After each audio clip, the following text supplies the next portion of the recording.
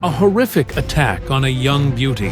An unknown monster doused her with acid. Police never found the criminal, and the poor girl's only hope is the psychics. Don't miss this investigation. It will shock you. This is Psychic Investigations, a show of real and astonishing stories. Here, people who call themselves clairvoyants investigate sensational criminal cases and incredible supernatural phenomena.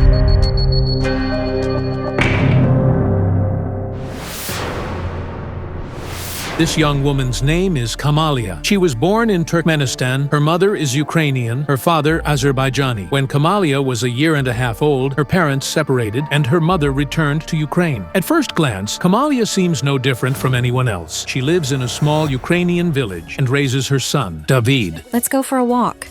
You want to go that way? Come on, I'll chase you, okay? I'm coming after you. I'm chasing you. You're such a clever one. I'm tired.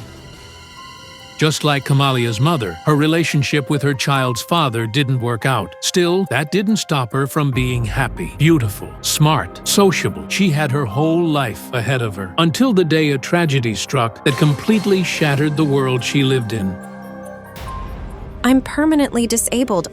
Just 2 years ago, she was the most stunning beauty in the entire area. She was such a beautiful girl. Her face, her figure. She was so graceful, you know. Completely graceful.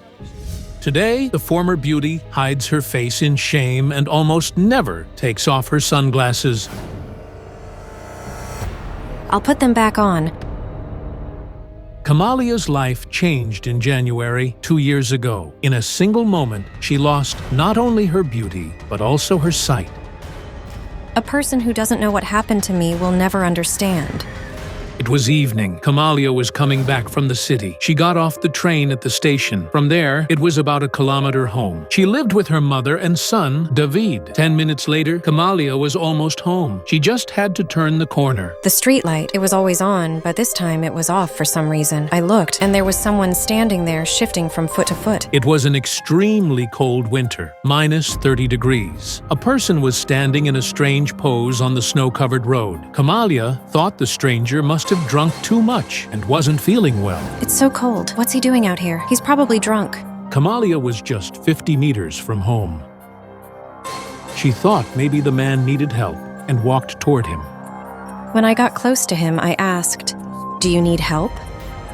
And then the acid was thrown. He just splashed it at me and ran off in the direction I had come from. Kamala Hamzayeva was doused with hydrochloric acid. It's a corrosive substance used for cleaning metal surfaces during soldering and tinning. When it comes in contact with skin, it causes severe chemical burns, and if it enters the eyes, it instantly destroys the cornea, which can lead to permanent blindness. Everything that happened after feels like a nightmare to Kamala. Her screams brought a neighbor running, who immediately called an ambulance. A large amount of acid got into Kamala's eyes. Even in the ambulance, medics feared the girl might go blind. She was prying my eyes open, asking how many fingers I could see. I was losing consciousness. The next day, when Kamala opened her eyes, everything around her was dark. She had completely lost her sight. I remember the pain was unbearable. I begged them to give me something for the pain. Kamala underwent multiple surgeries on her eyes, one after another, but her vision didn't return. She had to learn how to live in darkness. I would walk. I remembered by heart where things were. Like, there should be a pole here. But sometimes I'd get lost and turn the wrong way. Sometimes I even walked straight into the pole with my head. 2 years have passed. Kamala still doesn't know who threw acid on her. The attacker's face was hidden under a hood. It seemed to me it was a man. A head taller than I am. 3 days after Kamala Hamzayeva was attacked with acid, law enforcement opened a criminal case. But they weren't able to catch the perpetrator while the trail was still fresh. The investigation is ongoing. The person responsible for the crime has not yet been identified. Of course, it's upsetting that our authorities aren't doing anything. We went with her to the prosecutor's office more than once, tried to get things moving. But they just pass us from one office to the next. I want them to find the person who did this to me. I just want to ask them one question. Why? Who was it that treated her so cruelly? Who took away her sight and her beauty? What kind of monster destroyed her life? With these questions, Kamala turned to people with extraordinary abilities. Before, I could only listen to psychic investigations. But once I started seeing again, I decided to write a letter, a plea for help. I wanted the psychics to look into the case and to help me find out who did this and why. Kamala sent the psychics a photo taken 6 months before the attack.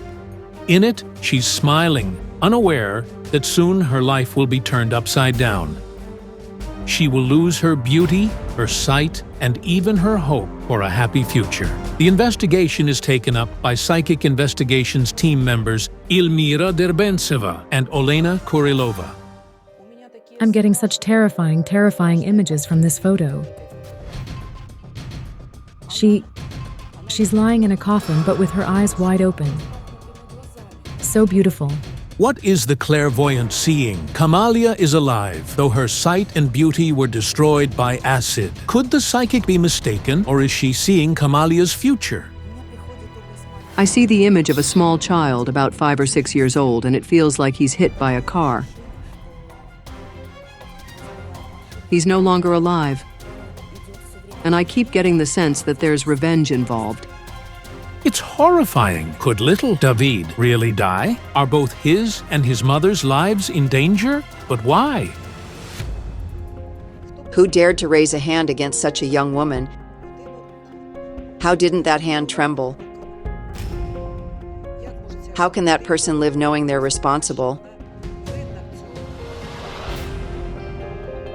To me, she's a very open person, so kind-hearted and incredibly trusting. In order for Kamala to see again, she needed surgery, and her entire village helped raise the money. Everyone gave what they could. I placed a jar right here. People donated. I asked everyone. Some gave coins, some gave 10, 20 hryvnias, whatever they could. When little David saw that his mother could hardly do anything on her own, he realized he had to become her support. First, he helped her around the house and in the kitchen, and later started guiding her on walks.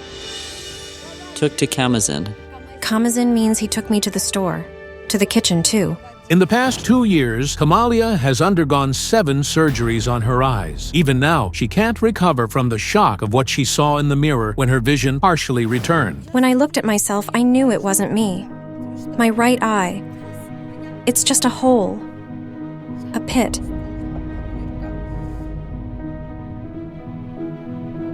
My left eye. That was the real shock. I cried. I cried so much. I couldn't calm down. It was just so hard.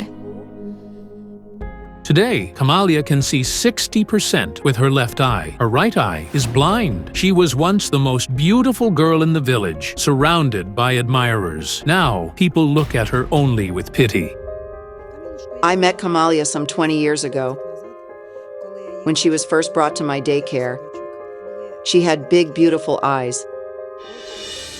I hadn't seen what she'd become, but I saw a beautiful girl sitting there, in dark glasses. My heart sank with pain. I asked, "Oh, Kamala, is that you?" She said, "It's me." Kamala arranged to meet the clairvoyants in the center of the village. Across the street, there's the railway station where, 2 years ago, she stepped off a train and started walking home. 10 minutes later, she lost her beauty, her sight, and even her hope for a happy future. Hello? Hello? My name is Kamala. I've been waiting for this moment. I truly mean that.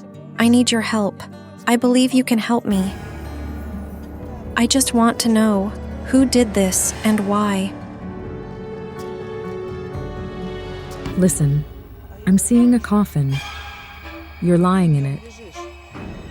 In a beautiful dress, but in a coffin. I didn't understand what it meant. Could the girl still be in danger? But then why did I see her in a coffin? Not how she is now. Not blind. Without any trace of acid on her face. There's a strong sense of danger coming from that direction. Let's go that way. You need to walk straight ahead, then veer left. Then a bit to the right, like this, like this. Yes, yes. Step by step, the clairvoyants retrace the path Kamala walked that night, unaware that just around the corner, her life would change forever. Stop. We stop here. This is the place. Right here, I am sensing a chill. Fear. Terror. I hear a scream. Yes? This is the exact spot where the unknown assailant threw acid into Kamala's face. What will the clairvoyants sense here? Who did this, and why? Let me stand where he stood. He was here. Something like this. Yes, exactly like that. He was standing sideways at about a 45-degree angle, right? Yes, that's right. And I feel like he's holding or hiding something in his hands. There's a rustling sound like a plastic bag or something. There was a bag. A plastic bag. I hear it rustling in his hands. There's some kind of jar. You came closer to him and he turned around, made some kind of movement. Yes, exactly. This way? Like this, like this?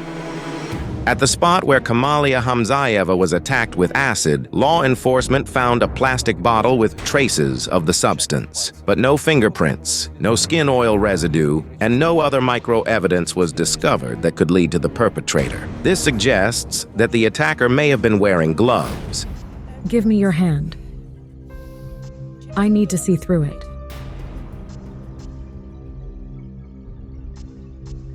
What I'm getting is a strong sense of emotional pain and jealousy. There was a conversation between a man and a woman. It feels like revenge, jealousy, and anger. He's Arab. Muslim, right? Yes. I sensed he's Muslim. That's why I heard that sound. Like a mullah singing in a mosque. A dark-skinned guy, slightly bulging eyes, right? Yes. Kamala immediately knew who they were talking about. Hatem, a man from Iran. He had come to Ukraine to study general medicine. She still remembers their first meeting. He tried to say a few things to me. He only knew maybe 3 or 4 words in total. I tried to translate them for myself, nodded back, like, yeah, is that what you mean? And he'd go, yes, yes. When the psychics first mentioned Hatem, we couldn't have imagined the role he would play in this entire story. Kamala says she really liked the guy. She dreamed of spending her whole life with him.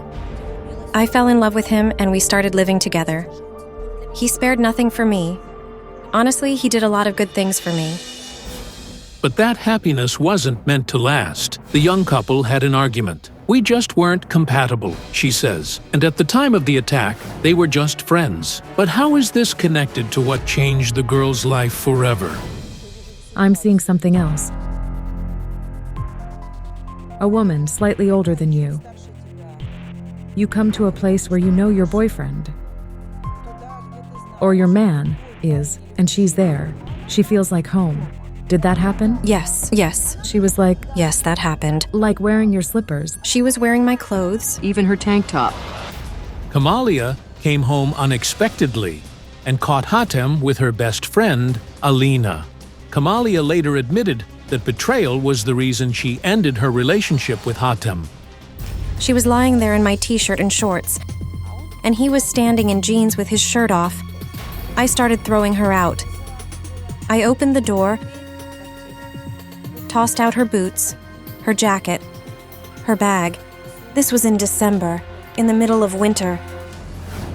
Kamala suspects that the acid attack was Alina's doing. Could it be that Alina, still bitter over their falling out, decided to take revenge? But Kamala recalled that her attacker was a man, a whole head taller than her.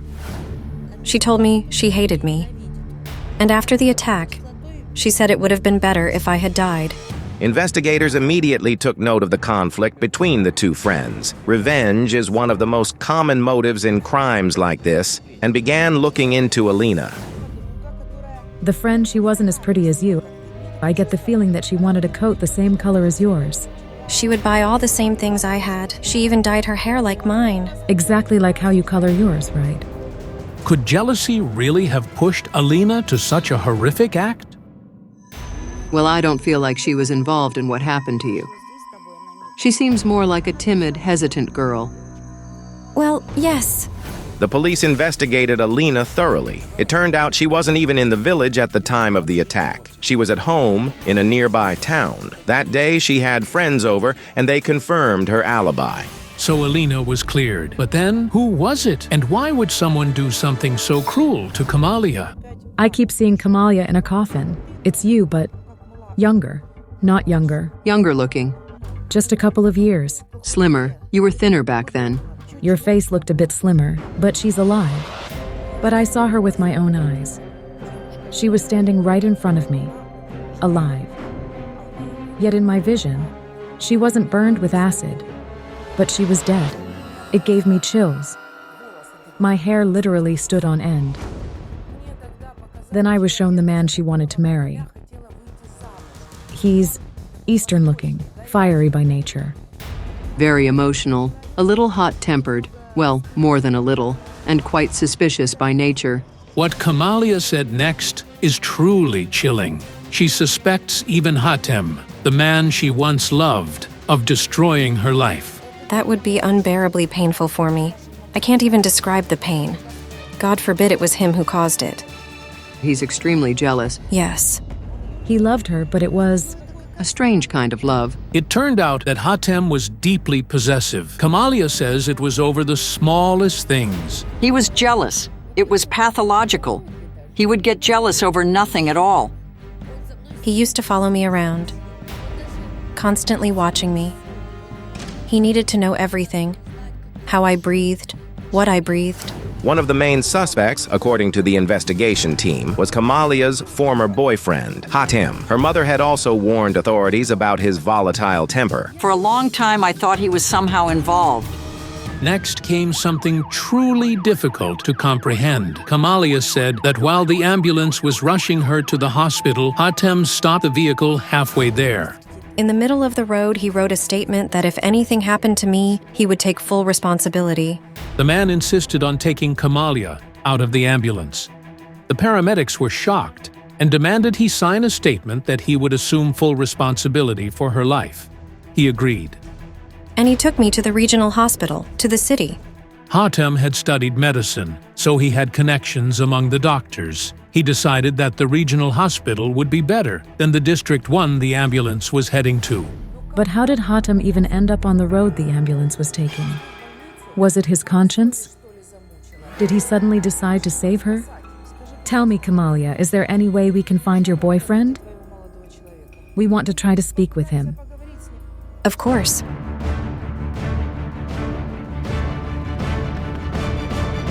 Kamala tries to call Hatem to arrange a meeting, but he doesn't pick up. The clairvoyants ask for a timeout and decide to try again the next day. For now, they continue working at the hotel. I have done this reading 5 times now, and each time the result is the same. So this man said one thing but did another. His actions never matched his words. She could never be sure what to expect from him. I feel like the demon of his passions, his fiery temper and emotions, may have led him to do something reckless. He's capable of being aggressive, jealous, controlling, impulsive. Would even say violent at times. And this card is the key card, the swings. Rocking like waves, endlessly back and forth. A person who doesn't take responsibility. I know not what I do. From this reading, I would say, yes, he's capable. He is capable of an impulsive act. And there's a demon in him. While the clairvoyants continue their work at the hotel, our journalists try to reach Hatem. Eventually, the man agrees to meet, but the encounter is far from ordinary. He shows up with several friends, who almost literally surround our crew. Their behavior is strange. It seems like Hatem is very afraid of something. Could it be that he really is behind what happened to Kamala? Why would I, honestly? She still thinks it was me. She still does. I feel sorry for her, honestly. I really do. She knows that. I've helped her. I've already given her $7,000. Sorry. Hatem refuses to meet with the clairvoyants. Honestly, I swear on my life. I swear on my mother. I genuinely want to know myself who did this. After speaking with Hatem, we were convinced he was the one who threw the acid on Kamala. But what would the clairvoyant say, still working in the hotel? I want to mix everything up again. Maybe something, or someone, is keeping me from seeing the full picture. As for this issue, the card shows no victim. Still, if Hatem is innocent, why does he refuse to engage? Why won't he speak with the clairvoyants? He's afraid of prison. That's what he fears. That's why he'll be hiding. He's terrified of bars, terrified of jail. He's truly terrified of it. I want to meet him. I want to look him in the eyes. We thought that moment would never come, but the next morning, Hatem himself called us. He agreed to meet the clairvoyants, as he wanted the truth just as much. They met near a local supermarket. Hatem, do you really not want to see us? Hello. Don't you want to talk with us? Okay. Could you take off your hat? They already think it's me. They're all thinking, Hatem, Hatem. I told you, I swear. Do you think I was lying? I'm telling you, I just want to know who did this. It would break me, God forbid, if it turned out to be you. My parents didn't raise me that way. In our religion, this is a very serious sin. Hatem is a Muslim from a wealthy and devout family. His father deals in real estate and car sales, while his mother is a teacher. He says ruining someone's life like that would be considered a grave sin for his family, and they might even disown him. There's one way to find out whether Hatem disfigured the girl or not. You can do it by placing your hand on someone's head like this, focusing and saying certain words. There's a special incantation for this. It's meant to read the person's memories. It wasn't him, not by his hands, not from his mind, not from his thoughts, nothing. His energy feels completely different. But if Hatem wasn't involved, how did he know something terrible had happened to her? How was he already waiting on the road when the ambulance was taking her to the hospital? Her mom called me and said someone threw acid on her.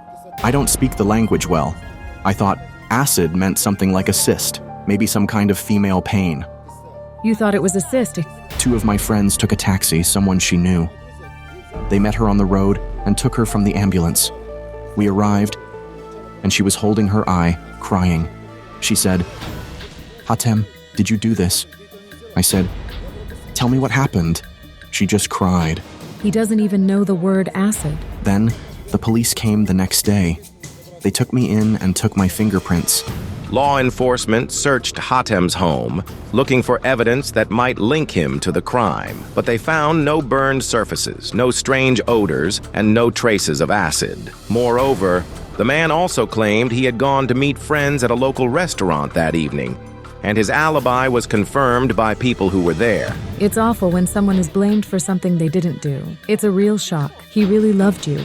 Even now, I still loved her, but she doesn't believe me. Was Hatem acting so strangely during the interview with our journalists because he was afraid of ending up behind bars? After all, he's a foreigner, and if any kind of scandal arises, he could be deported back to his home country and expelled from the university, where his parents are paying a significant amount of money for his education. He simply can't afford to disappoint their hopes that their son will become a doctor. But when he found out that Kamala was in trouble, he immediately rallied all his friends and rushed off to try to save his ex-girlfriend. Young love. Then what can I say? This is a tangled web of emotions, passion, betrayal, and even violence. But I don't see any crime between you two. Thank God. It would have been a huge shock for me if, God forbid, it had been him. Thank God. I was shown the attacker back then, and he looked nothing like Hatem. That man had long bangs. But I saw light-colored hair. Light brown hair and light eyes. It was a fair-haired man. And slimmer. Sunken cheeks. It's not you. But who is this man? And why did he destroy Kamala's life? All right, we won't keep you any longer. Please find him, for God's sake. Honestly, this means a lot to me. Really. Goodbye. All right then. Thank you. Goodbye.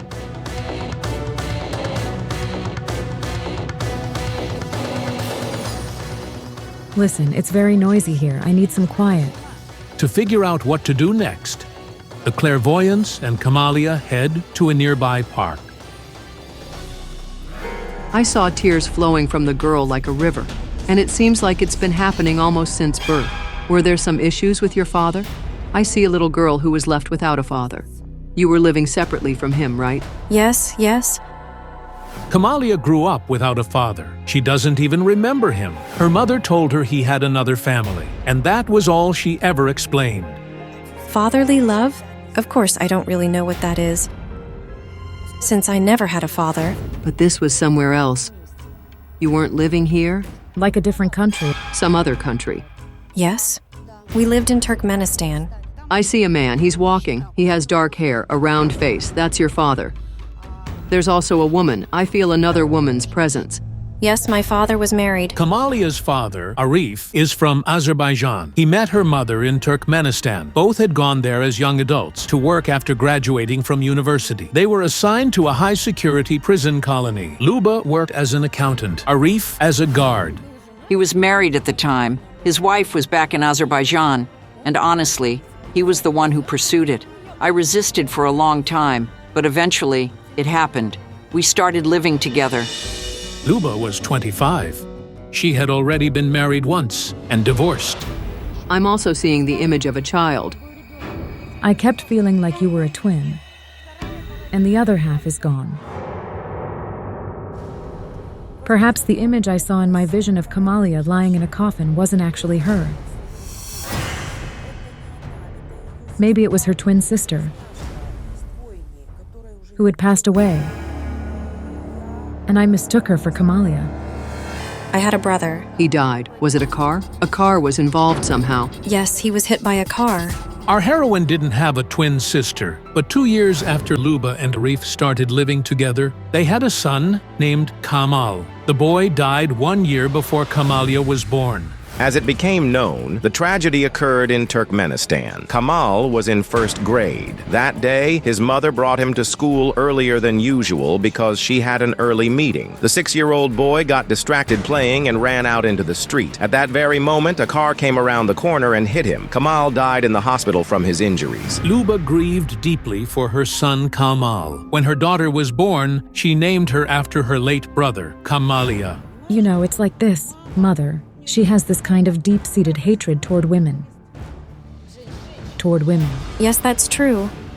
Then I heard threats, screams, "I'll douse you with acid." But those words weren't meant for Kamala. They were aimed at her mother.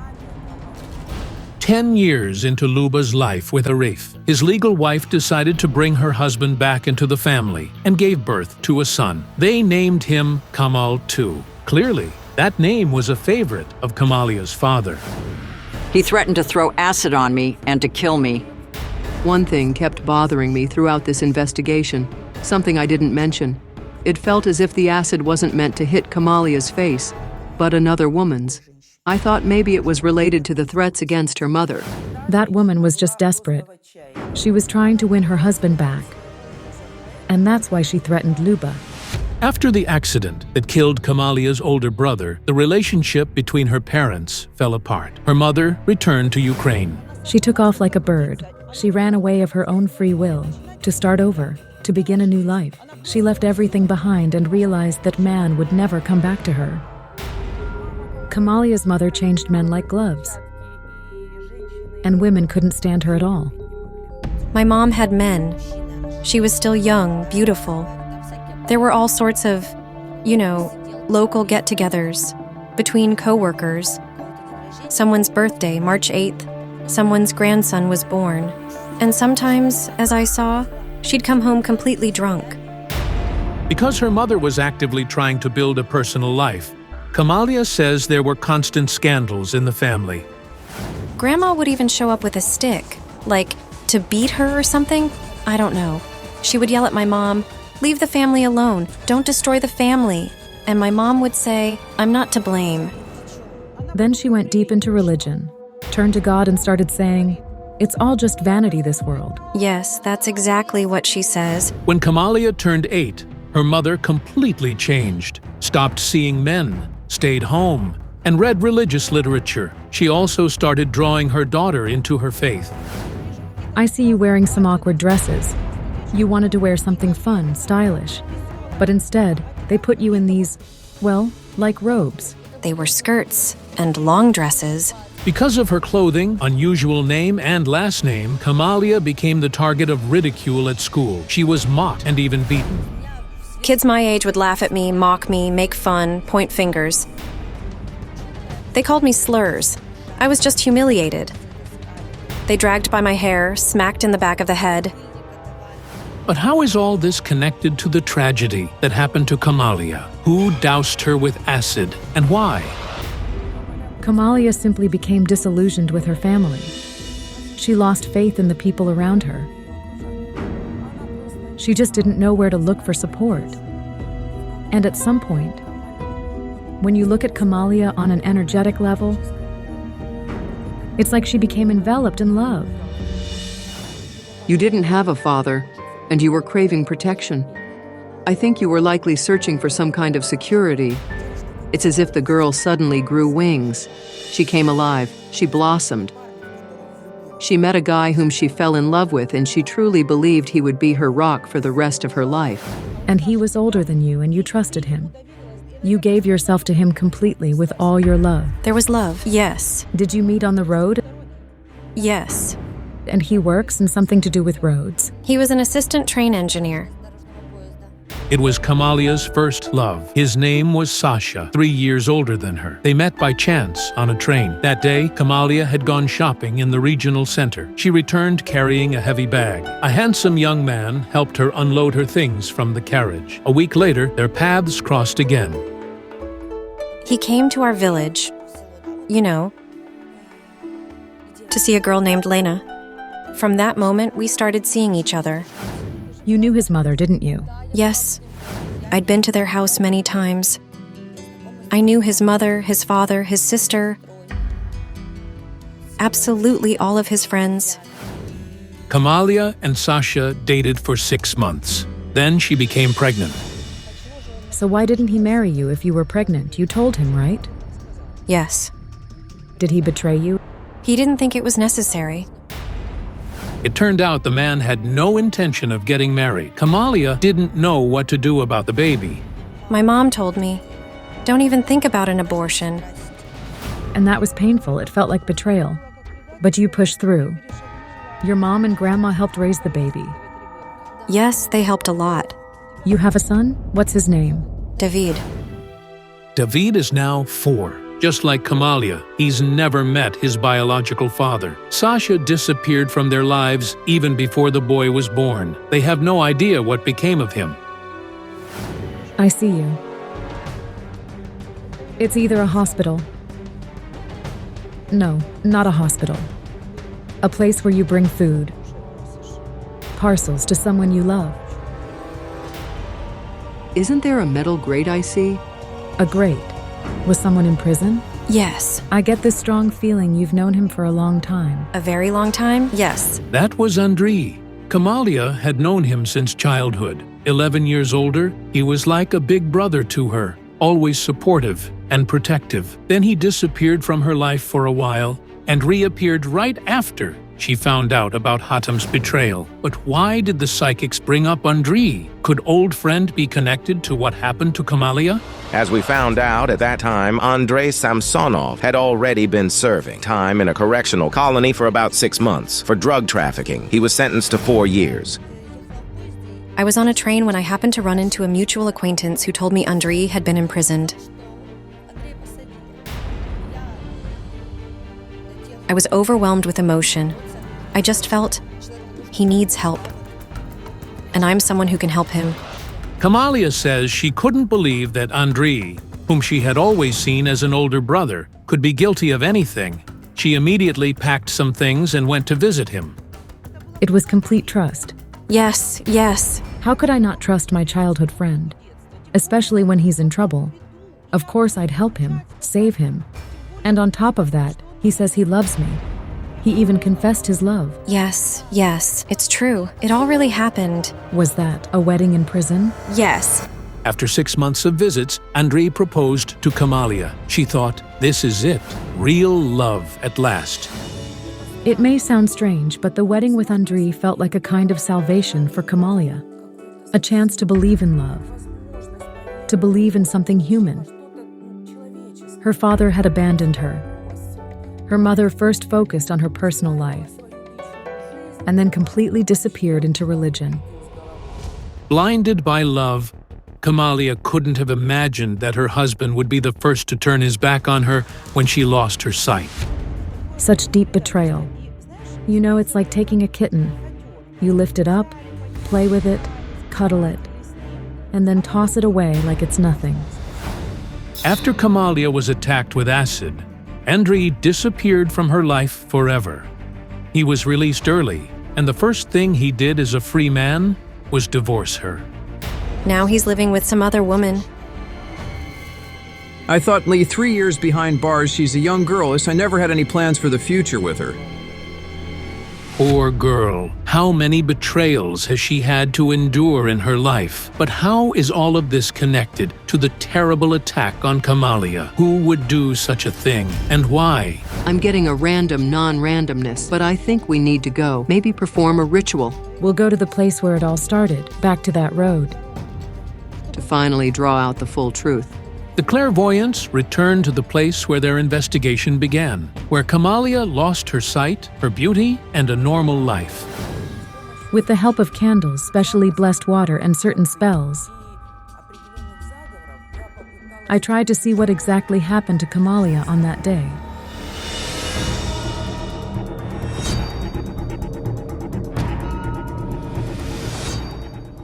I can't light the candles. There's no fire. No flame. Candles won't burn in one case when someone is not meant to be alive, you understand? That's connected to you. That's why I see you in a coffin, do you understand? It's terrifying. Once again, the clairvoyants see Kamala in a coffin. Could her life really be in danger? That's scary. Scary. Why shouldn't I live? I was given this life. Take my hands. Warm your hands on them. Both hands.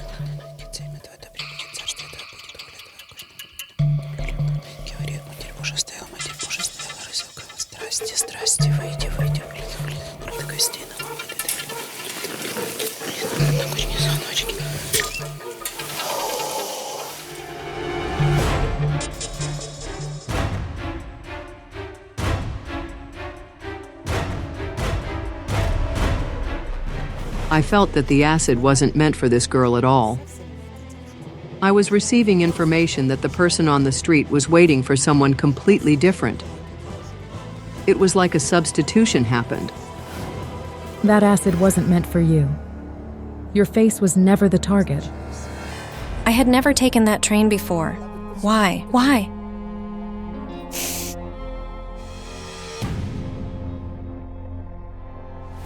As it turned out, that day Kamala missed the 7:40 p.m. train and ended up taking the next one at 9 p.m. She hadn't told anyone about the change. That's why it's unlikely anyone knew what time she would be arriving home.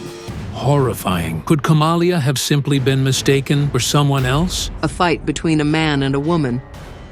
A different face. Yes, a different face, and a different man, not from your circle. He was waiting for an older woman who lives somewhere around here. One of the theories investigators considered was that the attack was planned, but not against Kamala, and that she was an unintended victim. But what does this all mean? Could the acid be really meant for someone else? We managed to find out that not far from the place where Kamala was attacked with acid, there lives a woman who had repeatedly been seen with a married man. His wife, reportedly, showed up more than once, causing scenes and confronting the mistress. Locals say it might have been the betrayed wife who arranged the attack. But Kamala insists it was a man who threw the acid at her. Most likely, she didn't do it herself. She hired someone, a man, who apparently only knew the victim from a photograph. He waited near the house. Kamala and the other woman had a similar build, so when Kamala passed by, he mistook her for the target. Back in the park, I already said, this wasn't just a random attack. It was a fated mistake. It felt like a punishment from above, intended for no one else but Kamala. But what could Kamala possibly have done to deserve such a punishment? Why? Why? No one is truly innocent. That coffin we saw, most likely it really was meant for you. But your child saved you. Nothing happens by chance. What happened to you? It was a destined accident, so to speak. You could have chosen not to approach the man, right? Yes, I could have. You paid for your sins. You happened to be in the right place at the right time. For someone to strike you down like that, right across your beauty. This was punishment that turned out to be your salvation. If it hadn't happened, you wouldn't be here. I wouldn't be here. There would have been a man with a knife instead. Do you understand me? He passed by you because at that moment you were lying there with your eyes shut, in surgery, healing. Now tell me, if you had gone through with the abortion, you might not be here now. It turns out the child saved you.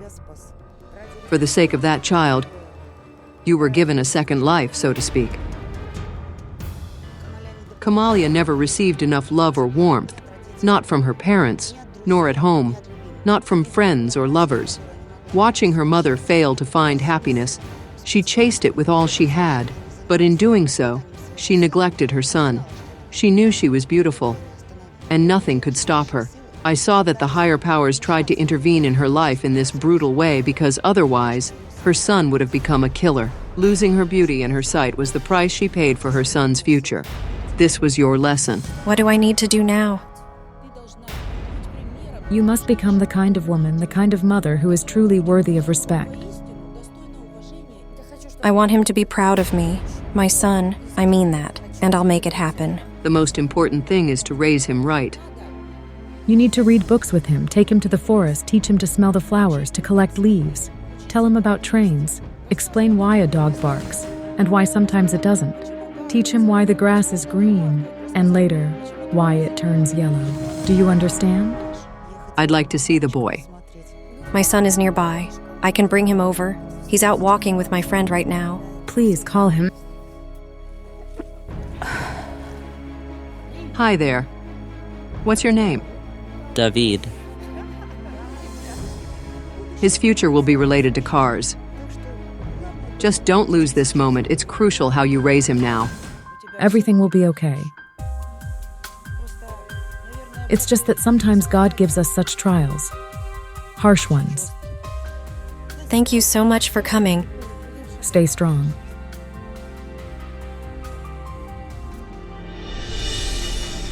I'm grateful to the clairvoyants. I'm relieved they cleared Hatem of suspicion. And I know I need to let go of the past I was living in. Maybe God stopped me on the path I was on, so I would leave behind the life that I was living.